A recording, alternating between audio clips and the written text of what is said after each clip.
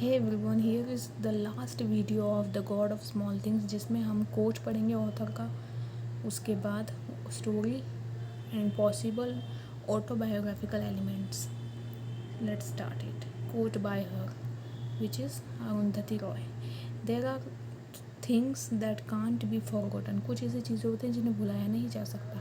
And things that can't that cannot, that sit on dusty shelves like stuffed birds with baleful sideways staring eyes. मतलब कुछ all in all कुछ ऐसी चीज़ें होती हैं जिनको आप लाइफ में कभी नहीं भुला सकते, लेकिन और हमें उन्हीं चीज़ों के साथ में जीना होता है. और ये थॉट उन्होंने इसलिए लिखा है कोट, क्योंकि बहुत सारी ये जो स्टोरी है the God of small things, ये उनकी रियल लाइफ से कनेक्टेड है. Let's see. इसके बाद की स्टोरी थी एक्यूजेशन. एक्यूजेशन मतलब आरोप. Baby Kochamma accuses Velutha of Sophie's death. अब बेबी कोचम्मा क्या करती है, वेलुथा पे आरोप लगाती है, क्योंकि ऑब्वियसली उसकी बेटी का अफेयर वेलुथा से चला गया, तो वो चाहती है कि वेलुथा को रास्ते से हटा दिया जाए, इसलिए वो सोफ़ी की डेथ का इल्ज़ाम लगाती है. Leading to his brutal beating and arrest by the police. और क्या बताती है कि इसने ब्रूटली उसको बीट किया है सोफ़ी को, उस वजह से मर गई है, और अरेस्ट करवाती है पुलिस से. The twins witness their traumatic event. और ट्विन इस ट्रॉमेटिक इवेंट को देखते हैं. The chief of police, aware of Velutha's communist ties, fears unrest if the wrongful arrest is exposed. और जो चीफ पुलिस है, पुलिस का जो चीफ ऑफिसर है, वो ये सोचता है कि अगर ये चीज़ सच नहीं है तो मैं वेलुथा को छोड़ सकता हूँ, ये बात सच नहीं है. He threatens Baby Kochamma for falsely accusing Velutha. और वो उसको बेबी कोचम्मा को इस बारे में वार्न भी करता है कि वो गलत ना ठहराए वेलुथा को, क्योंकि उसके पास में कोई सबूत नहीं है. To save herself, baby Kochamba manipulates Esther and Rahels into implicating Velutha's in Sophie's murder. अब अपने आप को बचाने के लिए क्या करती है बेबी कोचम्मा, क्योंकि वो प्रोटेगनिस्ट है, मैंने आपको पहले ही बताया था. सॉरी, एंटेगनिस्ट, मतलब इसमें villain character.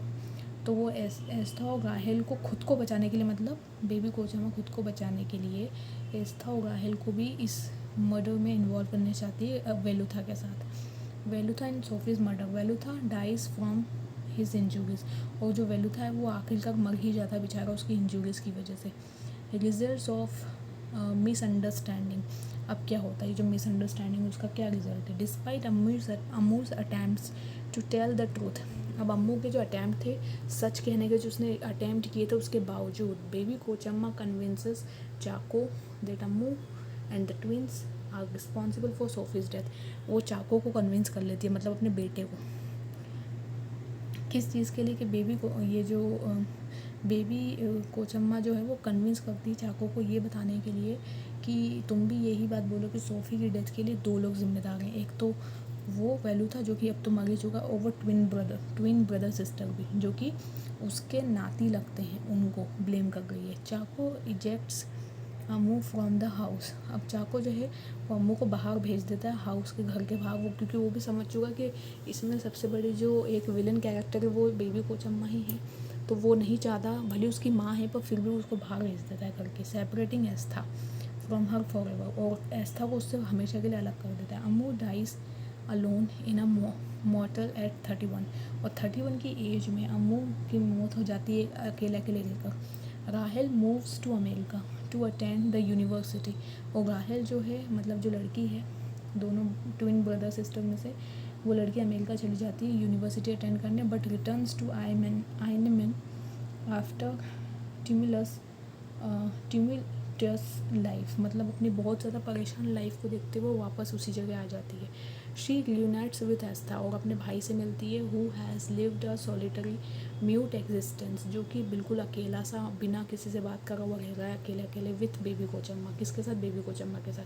They have sex. और वहाँ पे उनका सेक्स भी होता है. डिस्पाइट देयर रीयूनियन, उनकी रीयूनियन के बावजूद देयर लाइव्स रिमेन सोरोफुल. उनकी लाइफ सोरोफुल होती है, मतलब परेशानी भरी रहती है. The novel concludes with a reflection on Ammu's and Velutha's love affair. और कहाँ पे एंड होती है स्टोरी, जहाँ पे अम्मू और वेलुथा का लव अफेयर होता है. अब पॉसिबल ऑटोबायोग्राफिकल एलिमेंट्स और देख लेते हैं. The God of small thing is a work of fiction, but some critics have tried to find autobiographical parallels in the novel. Autobiographical elements वो होते हैं जिसमें राइटर जो इसने नॉवल लिखी है उसकी खुद की लाइफ से रिलेटेड कुछ ना कुछ इंसिडेंट हो। मतलब आप समझ जाइए अरुंधति रॉय की लाइफ से रिलेटेड इसमें कुछ इंसिडेंट होंगे, while at the same time warning against drawing any simplistic connections between the novel and the writer's life.